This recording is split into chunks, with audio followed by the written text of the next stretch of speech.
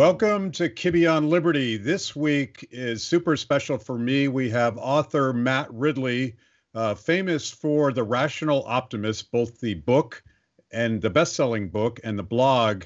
He has a new book out called How Innovation Works and Why It Flourishes in Freedom.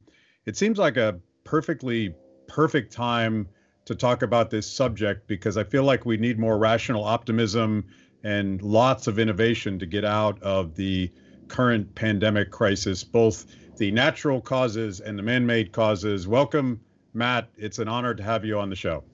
Matt, it's great to be on your show. Thank you for having me. So I have to ask you, what's it like to launch a book in lockdown? Because all of the old rules of selling books, lots of signings and lots of promotion, I guess that stuff can't happen right now. That's right. And so I'm sitting at home, but I'm packing in a lot because what I don't have to do is trek through airports and hotel foyers and so on. So I can do a lot of online stuff, and that feels like we've turned a corner on that people have got more comfortable with it, with all the different programs. And so I'm looking forward to doing more of this in the future, actually.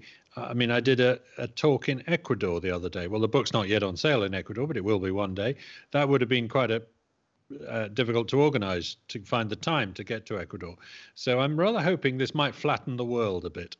Yeah.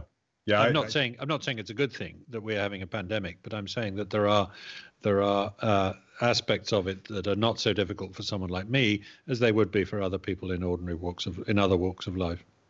Well, needless to say, innovation is responsible for the fact that you and I can talk and that you can give a speech in Ecuador. And I've described myself as kind of privileged during this pandemic because Free the People is primarily a staff of remote people all over our country. We've always worked through technology. We distribute our product through technology. So we're not part of the sort of fallout from the physical lockdown. So that's an accident that's good for us and really bad for people that don't work in sort of this communications ideas-based industry that you and I do. Exactly, and I think we're fortunate, and some people in our world in journalism don't sort of realize how fortunate we are and how different from the rest of the world. It's interesting to do the thought experiment of what this pandemic would have been like if we tried to lock down our countries 10 years ago, when very few of us had really good broadband and the programs for video conferencing and indeed audio conferencing weren't great, and everything dropped out the whole time and the sound quality was poor and so on. So it would have been much harder, I think, to keep some of these things going the way people have. Might mean we wouldn't have done quite so many Zoom calls every day. Yeah.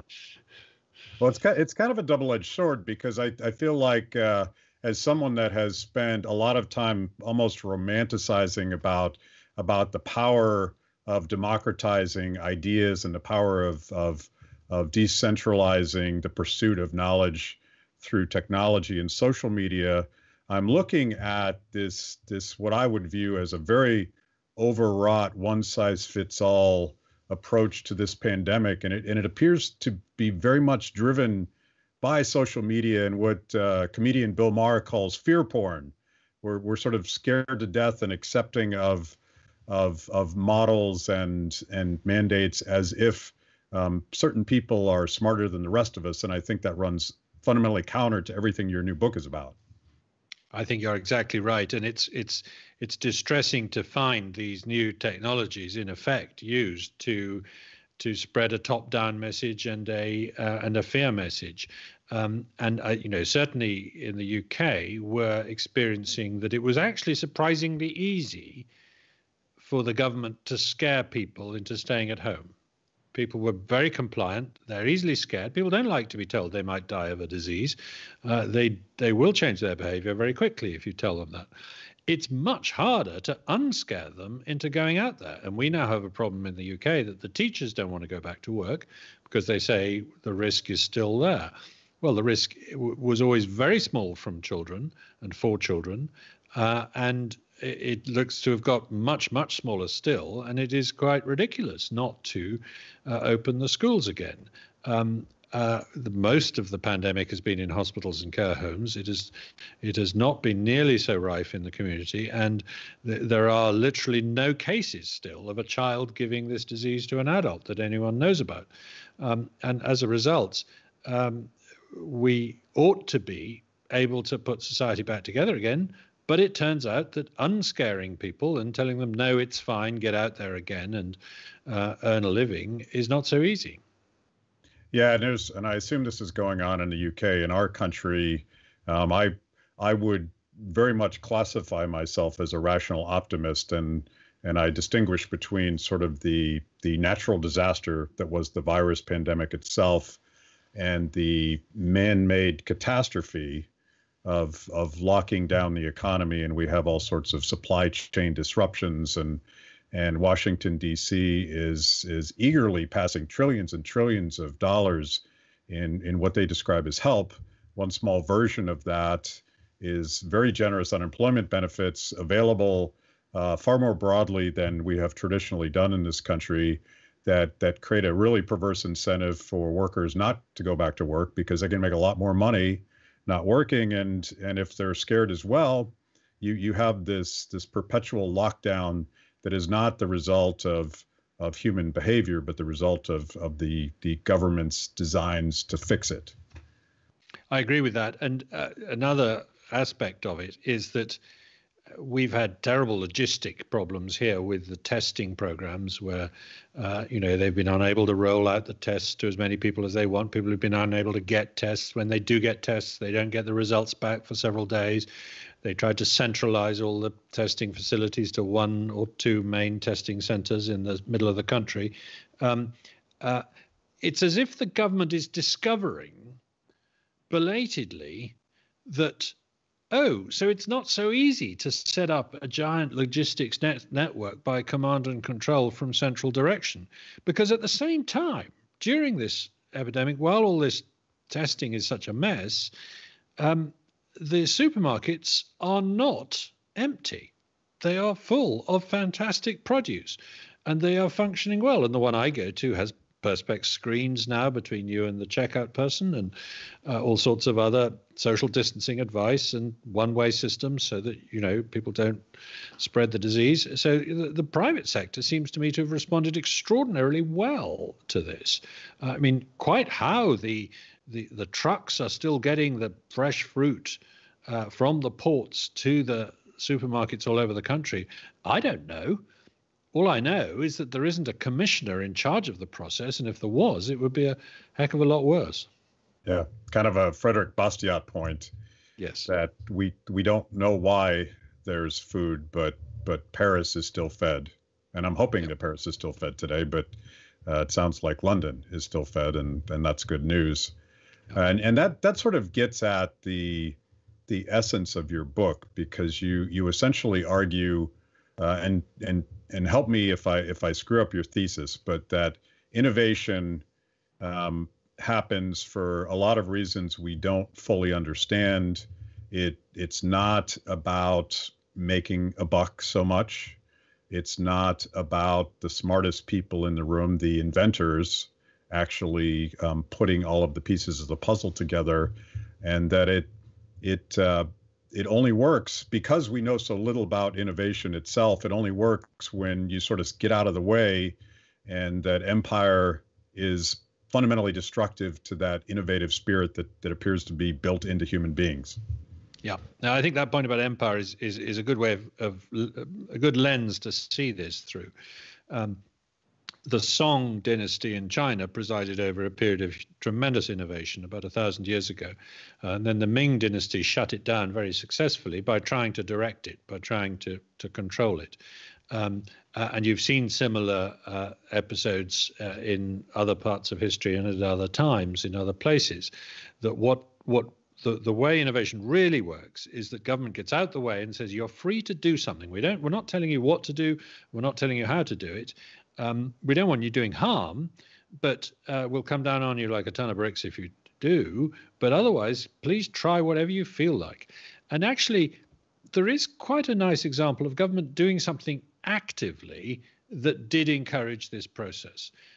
When you think about it, and that is the various pieces of legislation passed by the Clinton administration in the 1990s to liberalize e-commerce.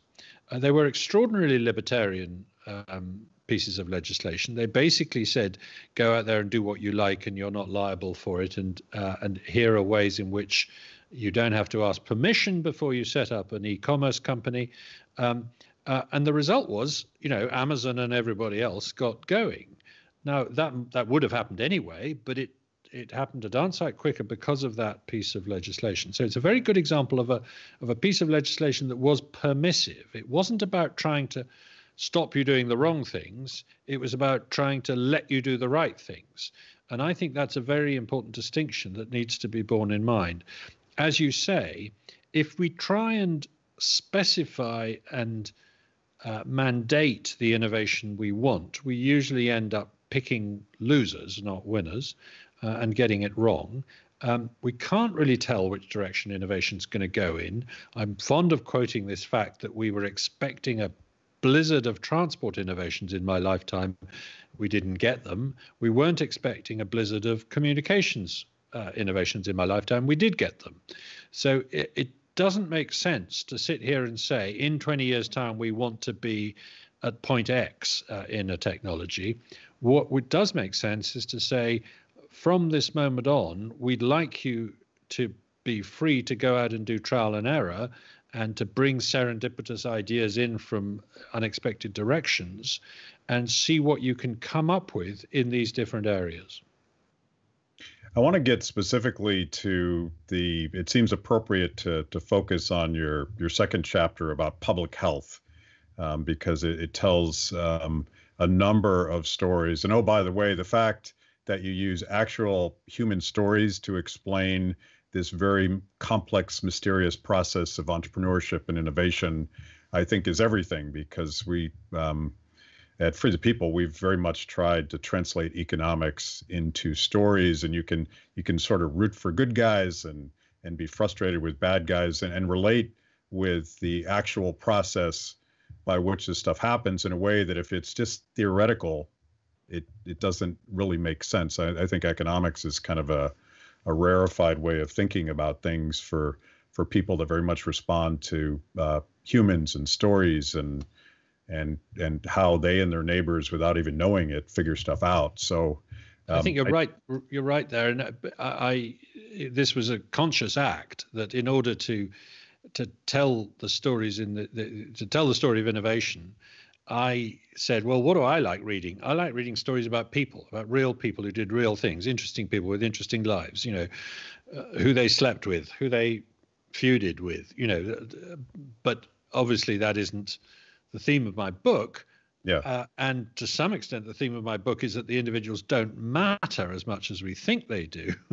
And we shouldn't put them on a pedestal as great innovators and discoverers. We should see them in the context of the network they operated in. But nonetheless, because people like reading stories like that, and I like writing stories like that, I want to tell the human side and humanize the whole process. And also each little life will give me a series of lessons, which I will then pull together at the end in the non-story part of the book, as it were, about how innovation works. Before we get into some of these stories in this chapter, I want to put it in sort of modern context, because throughout this book, I'm constantly thinking. We love to quote Hayek on my show, and it's actually become a drinking game. Every time I quote Hayek, depending on the time of day, people have to drink a beer or something like that. But the modern, and you've written about this, one of the reading assignments for everybody watching this podcast is read Matt Ridley's blog, The Rational Optimist, and a lot of these are great sort of hot takes on what's going on today. And you wrote something about Neil Ferguson and the Imperial College model, and I'm thinking about it in the context of Hayek and what he called scientism, and how we've replaced iterations of discovery and data as it is revealed and dealing with something that is radically unknown and uncertain in the case of this pandemic, with this very arrogant idea that we can, with great certainty, model the future, and in this case predict, as Neil Ferguson originally did, that 2.2 million people would die in the United States. This was the singular impetus of the lockdown. But you've written that model was kind of a joke. Yeah, well, it took a long time to get the Imperial College team to reveal the coding behind their model. And when it did come out, the experts on coding that I consulted, and I did this in collaboration with a British politician, David Davis, who understands coding better than I do, pretty well everybody said this is not the best practice in coding. This is a bit of a mess. There are large chunks of code here that haven't been split up, that haven't been properly annotated. Therefore, you can get error propagation on a significant scale. You know, a small assumption that's wrong somewhere can lead to a big error elsewhere, and the whole thing's a little bit of a mess compared with how a model should be. Now, that was very interesting because it's a glimpse inside the black box, which, as you say, has been immensely influential. You know, I'm not here to say that, it's a waste of time doing any modeling. Of course, we need to try, and he's done his best.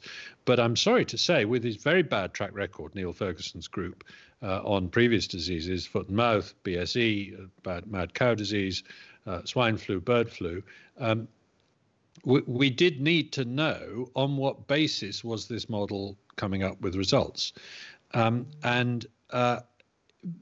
But as you say, the problem isn't so much that the model itself has flaws, because all models have flaws. It's that modeling itself doesn't deserve to be put on a pedestal. I think this has become a real problem in recent years, that you've seen people use models in the scientific literature as if they were revealed truths. And they often use rather giveaway language here. They talk about the results of a model. Well, they're not results. A model, it doesn't produce results. It doesn't produce data. And the distinction, quite often I found this particularly in the climate debate, you have to press a scientist quite hard. When you say that data, do you mean data or do you mean stuff that came out of a model? And Michael Crichton made this point years ago. He said that people are talking about the outputs of models as if they were data. They're not. And I think this goes to one of the key insights about expertise. Yes, you can have expertise about the present and the past. You can for sure know that this bridge is designed in such a way that it will not fall down. And we rely on an engineer's expertise for that to be true. But that's not the same as saying you can have expertise about the future. Because in a complex multifactorial system like a climate or an economy or a pandemic, it is not possible to be precise about the future. And the track record of scientists who may be brilliant about understanding the present, the track record of predicting what happens in the future is terrible. So the way I put it, and Philip Tetlock has written about this brilliantly, actually, about the failure of expertise. Indeed, the more expert you are, sometimes the worse you are at predicting things because you are blinded by your own particular expertise. So there is no such thing as an expert on the future, except in the sort of banal sense that we all know the sun is going to rise tomorrow morning.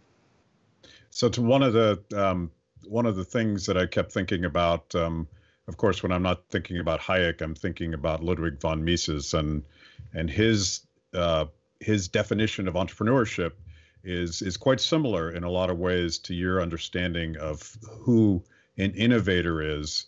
And it's not about sort of developing a new technology because you want to make money and you want higher marginal returns on investments. It's about judgments of the future, the radically unknowable future. And entrepreneurs, there's this great passage in Human Action where he says, the entrepreneur charges forward even as the masses laugh at him. And two other points that I pull out of this, and we'll get into this. I'm going to get to this chapter, but one is that innovation is radically democratized. Like there's there's, as you just said, we have a good sense of what happened in the past, and that, theoretically we could know all of the innovation that exists up until this moment in time, and we're, in a lot of ways, we're standing on the shoulders of nameless thousands of other innovators when we come up with a new idea. But for Mises, the entrepreneur looks around the corner of history and imagines an alternative future, and quite often he's a laughing stock. That person is mocked, and I'm thinking specifically of you talk about what's her name, Lady Mary. I'm going to butcher her name. Lady Mary Pierpont was the woman who brought inoculation, vaccination, if you like, although that term came later, to the UK in the early 1700s. She didn't invent it. She was the wife of the ambassador in Constantinople, where she picked up this habit and saw that the women in the harems in the Ottoman Sultan's court were deliberately giving children small doses of smallpox from people who had survived the disease, and as a result were, on the whole, usually making them immune to later attacks. And she, having been ravaged herself by smallpox and seen lots of people die of it, was desperate for her children not to get it, and so she tried this on her children, and it worked. She came back to Britain and said, everybody's got to try this. And she was not just mocked, she was persecuted for this dangerous suggestion, that you should actually go around giving kids smallpox. Can you think of anything more lethal or dangerous or stupid? And at the time, of course, medicine was very good at doing stupid things like bleeding people and so on, but it didn't like the idea of this even more stupid thing. And there's a similar story in the United States, where Cotton Mather and others were pushing this idea and were vilified for it. You do need a lot of guts to be an entrepreneur often. I quote the 17th century economics pioneer William Petty in the book as saying, in the beginning, every inventor has to run the gaunt loop of all petulant wits, who will tell him what a bad idea his idea is. And yet, as you say, the future is unknowable, so they might be wrong, and most of them are. The point is you've got to have lots of them, and some of them will be right. It's not that everybody who has a wild idea about the future is and as an entrepreneurial mindset is going to be right. I talk in the book about the invention of the search engine, which is an unbelievably obvious thing in the 1990s. Once you've invented the internet, it's bound to be the case that you have to invent the search engine so that people can navigate their way around the internet and find what they want to find. Or so you'd think. And in fact, of course, it's true that hundreds of people come up with ideas for search engines. And if Larry Page and Sergey Brin had never met, we'd still have search engines. You don't need the Google founders to achieve that. But did anyone see the search engine coming? Certainly as the way of making money out of the internet, let alone as one of the most important tools of the internet. No, nobody in the 1980s is writing about, in a few years' time, we're going to be able to have programs that enable you to find anywhere in the world a piece of writing about a certain subject. Even the Google founders themselves didn't realize they were inventing search engines. They thought they were cataloging the internet to start with. And they certainly didn't realize they were going to make money out of this invention. So there is an extraordinary asymmetry about how obvious something looks in retrospect and how difficult it is to predict in prospect. What's interesting about the stories you tell again and again and again, it's not at all clear why someone like Lady Mary would take on that project, given all the persecution and the risk of failure in this case would have meant the potential death of her own child, who she tested on. Why do innovators innovate? Why do innovators innovate? I think that there has been a I mean, innovation has been part of human culture now for a long time, hundreds of thousands of years, actually. I go back in the book to the first stone tool makers and things. But it's been a very rare phenomenon. Most people would not have, even 500 years ago, you could live your whole life and not encounter a technological innovation. You'd die with the same technologies you were born with. But at the same time, ticking away in the background is this, is the fact that overall human beings are innovating all the time. And particularly in the last couple of hundred years, it's become a habit. Since it's such a collective phenomenon, I don't think it really helps to drill into the psychology, the mindset of individual innovators too much. They are ambitious, like lots of people, but people can be ambitious without being innovative. I think it's the fact that when people put their brains together and share ideas, they not only they work for each other. They say, I'm going to do this if you do that. And the result is, by exchanging and specializing, people discover that there are ways of doing things better in their own specialization that help other people, and vice versa. So I think it's as much that people are consumers of innovation as producers of innovation. That's where the sort of psychology really matters. I think it's in the first chapter you quote Deirdre McCloskey, and she's written extensively trying to explain what is special about the last 200 years. And she, I think, coins the term innovationism. And she's sort of pushing it back against the label of capitalism, I think, a little bit, because freedom isn't about accumulating capital.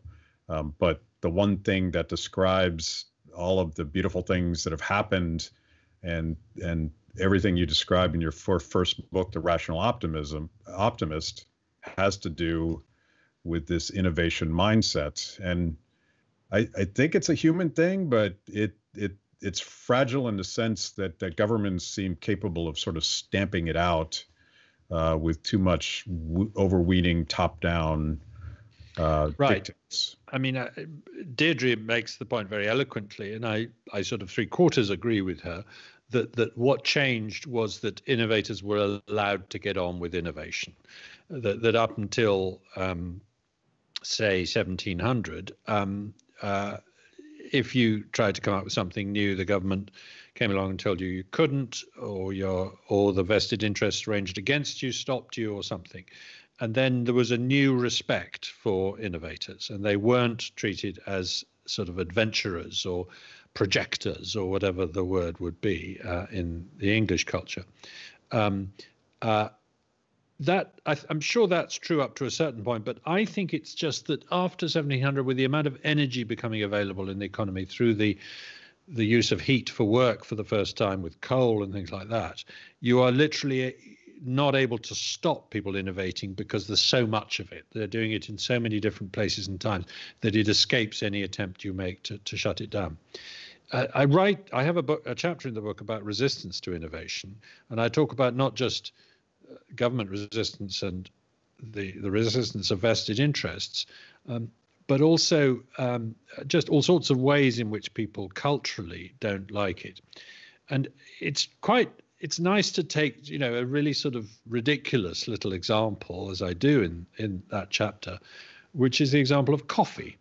Coffee was an innovation. It was an innovative drink that entered Arabia and Europe around 1500 from Africa and caught on like wildfire wherever it appeared. And the first thing any government did anywhere was try to ban it. So in Cairo or Constantinople or Marseille or Paris or London, when coffee arrives, there are laws to stop it, to shut it down, to stop people drinking it.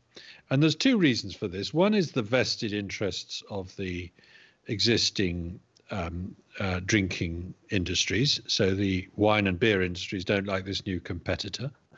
And they fund research from medical scientists in Marseille at one point to demonstrate that coffee is bad for you. they come up with all sorts of pseudoscientific nonsense paid for, to say that it dries out your kidneys and fries your brains and all sorts of things. So you shouldn't be drinking coffee. But the other reason why governments try and ban coffee is because coffee tends to be drunk in coffee houses. People like it freshly ground and freshly brewed, so they go to coffee houses. And coffee houses are full of other people who've just had a stimulant to drink, so they're rather conversational. And so it tends to be a place where a lot of chatting happens. And once chatting happens, and the Royal Society is born in a coffee house, for goodness sake, once conversations start to happen, sometimes the topic of conversation becomes whether or not the king is doing a good job. And sometimes the conclusion is that he's not doing a good job. And kings don't like this. And King Charles II is fantastically explicit about this in his proclamation in 1672 banning coffee houses. He says, the reason I don't want coffee houses is because I've heard that people are going there and telling lies about me. It's fake news that's happening in coffee houses. We can't have that, so they must be banned. So, when you think that they wouldn't even allow coffee to come in as an innovation, or the potato, I write about the potato as an innovation. Think how much harder it was to persuade people that they needed steam engines running through the countryside scaring the horses. It's remarkable that we got innovation at all under these circumstances. The umbrella was opposed by the hansom cab industry because when it rained, people might not rent a cab. The margarine was outlawed by a number of American states for a very long time after pressure from the butter industry. Yeah, and you talk about the known killer of tobacco and the potential replacing of that really bad habit with vaping and all of the vested interests that glom onto this, including the World Health Organization before COVID. Their biggest concern, at least in terms of media, was vaping, and that's anti-human health as far as we know so far. Absolutely. No, this is a very nice example of a technology that isn't harmless, but it is a harm reduction technology. It's displacing a more harmful technology, and that is bound to be saving lives. It's the US and UK approach to it are interestingly different here, because the UK becomes quite enthusiastic about vaping, and the genie gets out of the bottle, and there are now 3 million people vaping in the UK, nearly as many as are smoking. They are all very evangelical about it and saying, look, I've been unable to quit smoking, but now I've found a way to do it, and I'm feeling much better. And yeah, there might be some risks, but I'd rather run them. And even the government has sort of come around and said, actually, this isn't such a bad idea. People should do it. We're still going to stop you advertising it and all that kind of thing. But what we will do is regulate for product quality to stop a black market developing in harmful versions of this technology, whether the nicotine is too strong, or you're using cannabis instead of nicotine, or you're mixing it with chemicals that are bad for the lungs or something like that. That doesn't happen in the US because the US is still taking a more prohibitionist approach to vaping. So it doesn't pass any product safety legislation. So you tend to get much more of a black market, and you get these deaths from vaping as a result. It's quite a striking difference. And it echoes, of course, the 100-year-old debate about prohibition, where by banning alcohol rather than regulating it, the US created an enormous black market in very dangerous types of alcohol. It created the spirits industry, really, as opposed to the beer and wine industry, and, of course, led to an enormous amount of organized crime, a mistake that eventually had to be undone within about 10 years.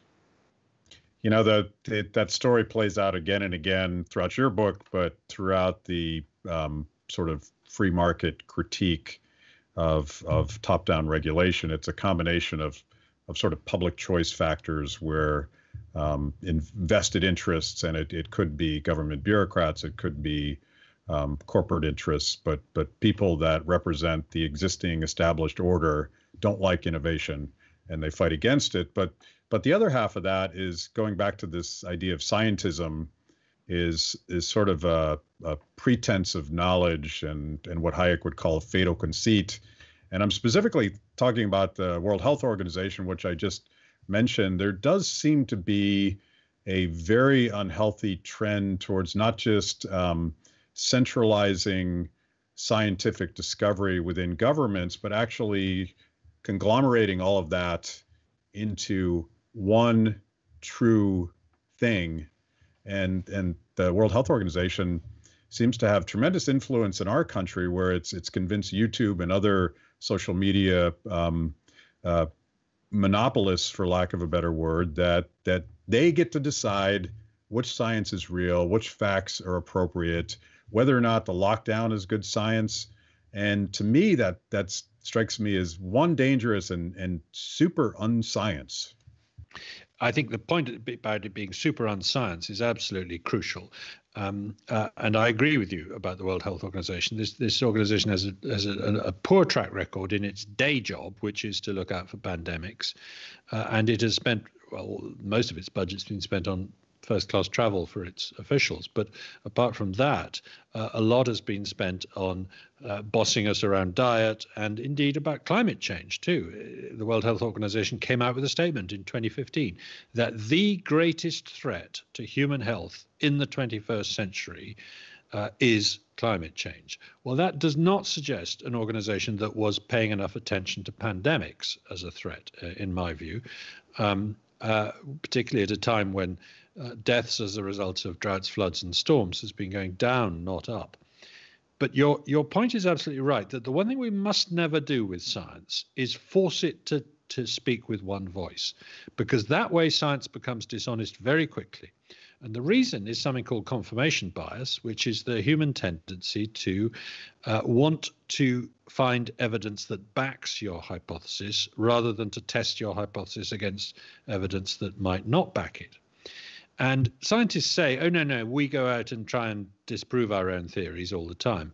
That's nonsense. They're not superhuman. They don't do that. They champion their theories, just like any other human being would do. They act like prosecuting attorneys. You know, they want to find the evidence that convicts the criminal, as it were. But science itself has a mechanism that stops that confirmation bias running away into false hypotheses and checks it when it gets too far down the one line. And that is the fact that science is very decentralized and actually encourages disagreement. So Professor A says, I have a theory, I'm championing it, I've found lots of evidence for it, I'm not going to look at the evidence against it because I don't want to destroy my own theory. Professor B comes along and says, well, hang on, here's all the evidence against your theory. I'm sorry, that's wrong. And I'm really enjoying writing an article saying you're an idiot. You know, that is actually the way science works. It's uncomfortable, you know, for Professor A to be told he's an idiot and he's got it all wrong and his whole theory's up in smoke and he's got to go back to square one. But I'm sorry, it does need to happen, because that's what stops science becoming a religion, in effect. And particularly with climate change, we were told, no, that isn't going to be the case this time. This time there's only going to be one view. It's called the consensus, and you must sign up to it. And anyone who doesn't is out of order. Now, in fact, the consensus, when you drill down, is a range of possible outcomes in climate change, from harmless to harmful, by the way. But they never tell you that. They always try and insist that there's only one view on this and we mustn't talk to anyone who doesn't agree with it. Well, that's dangerous, because it will turn it into a cult. And you've seen this, you know, with the growth of Extinction Rebellion and these sort of extreme versions of this, ostensibly relying on the science, but in fact going way beyond it into a sort of cult-like version of what climate change might do. I'm someone who thinks climate change is real, by the way, and potentially dangerous. I'm not of the view that nothing is happening or that it's all caused by the sun or anything like that. But I do think that we are possibly overreacting to it, particularly in the short term. So that was a very good example of going down the route of forcing science into a consensus approach. And I think you're seeing exactly the same today with the World Health Organization dictating through Google and YouTube what can and can't be said. So there's a very good oncologist professor in the UK called Carol Sikora, who was professor of medicine at Buckingham University. He's immensely distinguished oncologist. He's very good epidemiologist and everything. And he's been quite vocal in this country saying, I think we need to start easing the lockdown. He's not a fanatic lockdown skeptic, but he is a little bit that way. And he did a conversation with somebody about whether or not he thought government policy was right on the lockdown. And he produced some arguments, and the other chap produced some arguments, and it was an interesting debate. YouTube removed the video of it. Yeah. I mean, this is this is not a nutty Scientologist or astrologer or horoscope person or something. This is a professor of cancer, a very distinguished one. That's ridiculous. And it can only have been an algorithm of some kind that was translating some sort of World Health Organization consensus enforcement in a ridiculous way. This gets to, I agree with that 1,000%. And I'm sort of a free speech absolutist, and the idea that you can call the smartest experts, maybe it's Fauci, maybe it's the creator of the imperial model, the people that are held up on the scientific pedestal, I should be free to call that guy an idiot and make my arguments and offer an alternative perspective, because he may well be an idiot. We don't know unless we go through that process of iterative discovery and all that. And this particularly matters right now. So we have a governor in California. I'm certain a number of other lockdown governors in our country have said, essentially, we've shifted from we're going to flatten the curve to make sure that hospitals are not overwhelmed to nobody gets to really do anything until we get a vaccine. Right. In California, right. We've got the same here. We were doing this to save the hospitals, and now suddenly the hospitals are quite safe. It's not an issue, and yet we're still supposed to be locked down. I don't follow the argument. But imagine, like in California, there'll be no public events of any significant size, no baseball, no Grateful Dead concerts, which devastates me personally. No public gatherings. I'm in mourning about this, but so think about the political pressure, the top down. We need a vaccine solution, and I want to, if you could, tell the story about Pearl Kendrick and her critique of the emerging scientific consensus on whooping cough. Mm. And I think I'm getting her name right. And yes, and how it was that there was a political imperative to get a product to market, which turned out to be a flawed product. Or did I butcher the story? No, I think those are two different stories. There's Bernice Eddy and the polio, which was a flawed product. But okay. Pearl Kendrick developed a whooping cough vaccine in rapid quick time, in 4 years, with her colleague Grace Eldering, and they did it sort of in their spare time. They did it unpaid. They did an incredible job. Nobody thought they could possibly have done it right. They thought their trials must be flawed. It turned out they weren't. They were good trials. And so within a very short time, they developed a vaccine. Now, that was nearly 100 years ago, and it still takes as long to produce a vaccine today. That's a good example of how we need more innovation, not less, and how we've actually neglected innovation in vaccine development in particular, because there's not much incentive for the pharmaceutical industry to go into it, because a vaccine does itself out of business too quickly. You're seeing this already in the case of the COVID epidemic, where some of the vaccine trials are worried they're not going to be able to find enough COVID cases out there to test the vaccine against.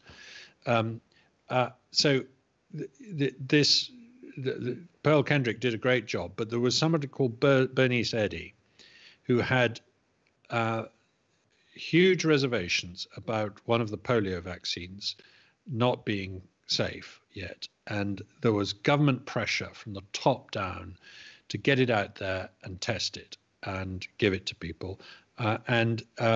It resulted in hundreds of thousands of extra polio cases. She was right that it wasn't ready, it wasn't yet safe. And she then went on to make another criticism and said, I have found evidence that there is a virus that is contaminating the polio vaccine. called SV40, which is a monkey virus that is growing in the monkey kidney tissue where we're making the vaccine, and it's infecting the vaccine. And we are injecting a monkey virus into human beings, and this virus is capable of causing cancer in human beings, particularly brain cancer. And we may cause an epidemic of brain cancer as a result. Now, lots of us, including possibly you and me, are of an age where we will have received a contaminated vaccine. It doesn't seem like there has been an epidemic of brain cancer as a result. The vast majority of us have not suffered. So we may have dodged a bullet there, but she was drummed out of her research work for this worry. And we know now that she was right. There was that contaminant. There were several other viruses that were getting into vaccines. Now, this doesn't make me an anti-vaxxer. Don't get me wrong here. I think vaccination is one of the great innovations of all time and has done an incredible job in saving lives. And I think today's vaccines are extraordinarily safe. But I think we mustn't, when we get into a situation where the government wants something done, we must allow sensible, rational skepticism to be heard as well. I would hate that to be taken as an argument for not having measles vaccines and so on today. So it's a difficult one to write about, and that's why I have it in the book, to try and balance these two issues. Yeah, it strikes me that your point is that politics corrupts the innovation process, and if it chooses the wrong horse, we could have a horrifically destructive outcome. And I think that's sort of a reasonable thing to think about as we move forward. Another really nice example of that, I think, is the three technologies for lighting: the incandescent bulb, the compact fluorescent bulb, and the light-emitting diode. So we had incandescent bulbs for decades. They were doing fine, and then along comes Philips and others, and they invent the compact fluorescent bulb, and they say it uses less electricity, but it's more expensive. And we can't seem to get people to buy it because they don't like paying up front, and they don't quite like the kind of light that comes from it. So please, governments, will you go out there and tell people to buy it in order to save electricity for the sake of the climate? And the government's obliged around the world. We were, remember, there was a mandatory thing about 10 years ago to phase out incandescent bulbs. You weren't supposed to buy them at all. There was a black market developed in them. I stocked up on them. And we were supposed to have these darn things that lit up rather slowly and gave a slightly yellowish light, and were very difficult to dispose of because they were full of mercury. And yes, they used less electricity, but they were more expensive to buy. Well, it turns out that if we hadn't gone down that route, the light-emitting diode was waiting in the wings, which uses even less electricity, produces just the light you want, and switches on instantly, was a far better technology than either of these, and would have naturally displaced the incandescent bulb very quickly. But its introduction was probably delayed by this government insistence we go down the compact fluorescent bulb route. That's a really interesting example of government picking what it thought was a winner, but it turned out to be a loser, and getting in the way of a winner that was coming along naturally. I want to jump to chapter 8 because it's sort of your rules for innovation, and I think those are a good roadmap, because the fear is always again and again and again that vested interests, particularly governments with the power to do so, can stop solutions that we can't imagine from happening, and we're going to need a lot of innovation to get ourselves out of this mess and move forward. And you already touched on this with the discussion of vaccinations. Innovation is gradual. There are no silver bullets. There's no magical create a commission, hire the smart guys. You got 6 months. Let's get it done. Yeah, it doesn't work that way. For a start, the invention of the new prototype is only the first step. You then have to drive down the price and drive up the reliability and so on of something. Also, once you've developed the prototype, you then incrementally improve it again and again and again and again. So it's a much more gradual process than we think. Even the disruptive innovations don't actually do a brilliant job to start with. They're not much better. The first of the new technology is usually not much better than the last of the old technology. The first transistors were actually not much more efficient in terms of cost or energy than the last vacuum tubes in computers, for example. So we tend to get too obsessed with this question of disruptive, overnight, spectacular innovation, whereas actually most of the time what's happening is incremental, gradual innovation. The other point you make, and again, everything I read from you reminds me of Hayek. Somewhere Frederick Hayek, I think in Law, Legislation, Liberty, makes the argument that for every rule an innovator breaks, you follow a bunch of rules, and most of those rules are tacit. You couldn't even explain what they were. And you say that innovation is a recombination of technologies. Absolutely. And Brian Arthur made this point originally a long time ago, that most of the technologies we have are combinations of technologies. They're not de novo things. They're just combining things in different ways. There are a gazillion atoms and gazillion elements in the world. We've hardly scratched the surface of the numbers of ways of combining them. That is, of course, how evolution works with respect to genes, is that it doesn't tend, some evolution is new mutation, but some of it is simply taking genes and putting them together in new combinations, or genetic sequences in new combinations. Recombination is a big part of evolution. That's what sex is designed to achieve in biology, is designed to shuffle genes. So a lot of what happens in innovation is taking new technologies and putting them together in unexpected ways. The innovation is a team sport. I particularly like this one because you sort of blow up the myth that there's, that let's say Steve Jobs did it all by himself. And you don't think that's true? No, I don't. I think even the really famous ones relied on other people, whether it's Thomas Edison or Henry Ford or someone like that. They are obviously employing a lot of people, but they're relying on collaborators and predecessors and successors as well to do it. I give the example of Norman Borlaug, the guy who invented high-yielding wheat varieties that made a spectacular difference in India and Pakistan and basically abolished famine. Great guy, deserved the Nobel Prize, fantastic innovator and persuader of the world to change its ways. But he didn't get the idea of dwarf wheat varieties out of thin air. He got it after a conversation with a guy called Burton Bales, who said there are these short-strawed wheat varieties that have higher yields. Bales got it from a guy called Orville Vogel in Oregon, who was growing these short-strawed varieties and crossing them. Vogel had got the idea from a guy called Cecil Salmon, who was in Japan at the end of the Second World War and had visited agricultural stations and seen some of these dwarf wheat varieties and in Japan. And it was Gonjiro Inuzuka in Japan who had been crossing and breeding these varieties. And we don't really know where he got the idea, but some people say he originally got it from Korea. And there the trail goes cold. But if you then follow the trail forward, the key event was Borlaug persuading Swaminathan in India to pursue this route, which made a huge. So you can trace this story from Korea all the way around the world to India, almost completely encompassing the world, picking up members of the team along the way who contributed to it. And I think that's a nice example of how innovation actually works. And it also sort of, you make the argument, I don't know if you use this phrase, but there's a division of labor where the entrepreneur and the inventor and the guy that markets and the guy that manufactures and thousands of other functions that we can't even describe, you need all of those things in cooperation to really achieve something meaningful, because you could have the best idea in the world, but if you're a guy that comes up with crazy ideas, but you don't know how to implement, you really don't have anything.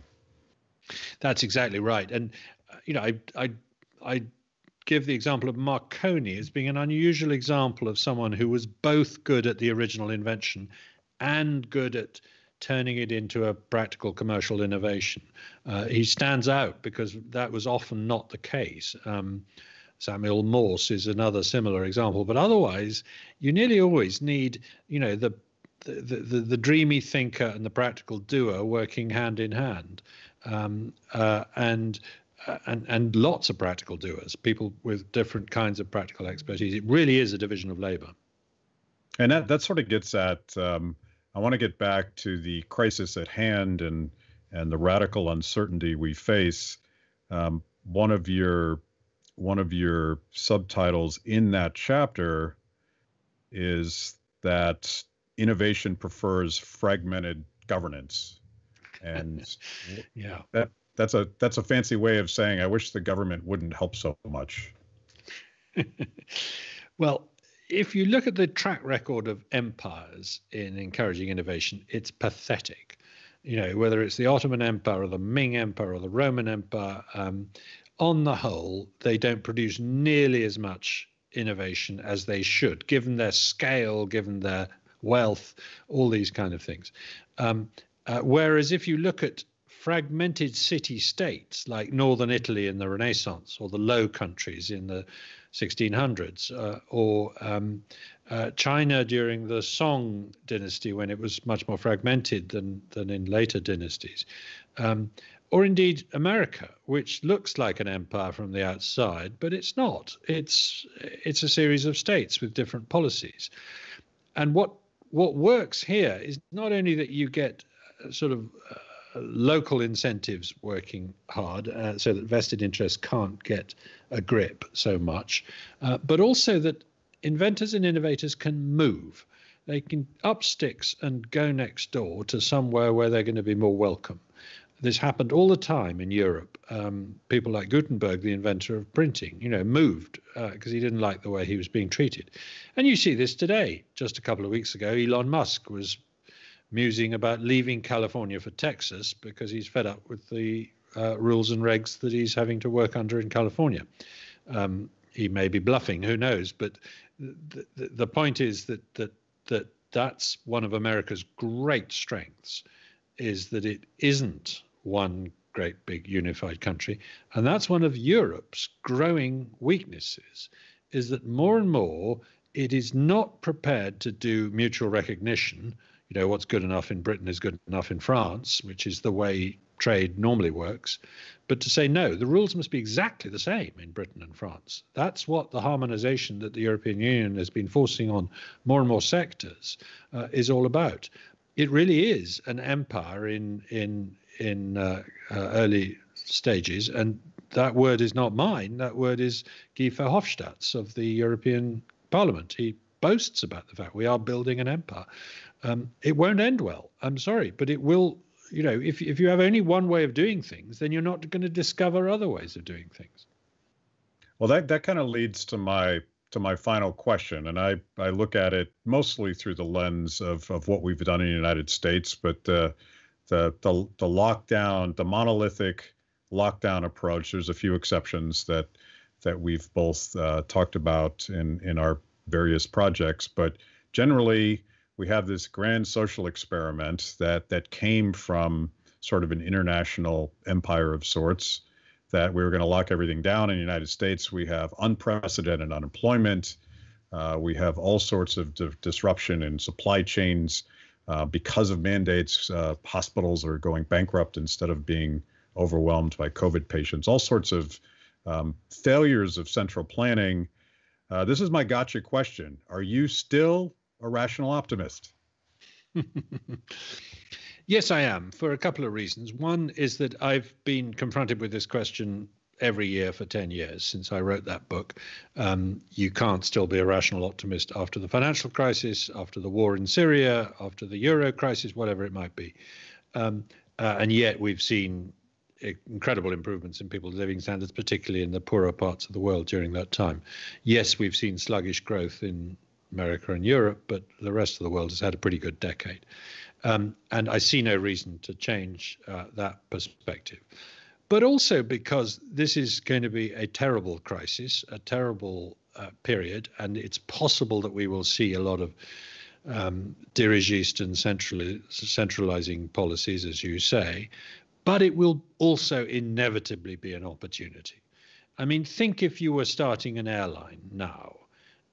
Well, not right now, but in a year's time, if you were starting a new airline, you would think, there's going to be quite a lot of airlines not there anymore, and quite a lot who are on life support from governments. And that's going to weaken the competition. And there's going to be niches and opportunities for me to set up one. And I'm not going to have to use some of the legacy systems and old practices that were common in the airline industry before. I'm going to invent smarter ways I'm going to, think of better ways of getting people onto planes and off them. I'm not just talking about during a social distancing thing. I'm talking about afterwards, when we really do get back to normal. Likewise, all the opportunities for virtual meetings and so on, which we're all learning to do. We're all now comfortable with the software involved in that. It's great, but it's still pretty clunky. I think we've all, experienced how difficult it is when there's 20 people on a Zoom call trying to have a meeting. There's going to be smart ways of reinventing that. There's going to be huge opportunities in vaccine development. It's going to be well funded. There's going to be opportunities in diagnostic device development. Governments have learnt that they don't need to take 6 years to approve a new diagnostic device. They've been doing it in days. Surely they're going to learn that lesson and shorten the period of licensing of various technologies, particularly in the medical field. So there are going to be fantastic opportunities for entrepreneurs in the years to come, even in a poorer world. And it will be a poorer world for a year or two. And those entrepreneurial opportunities will, to some extent, act like great disruptions have in the past, whether it's war or even the Great Depression. The 1930s was a terrible time, particularly for the United States. It wasn't so bad for various reasons in the UK. But it was a period of great innovation, actually. If you list the technologies that developed in the 1930s, from nylon to the computer, it's a pretty spectacular list.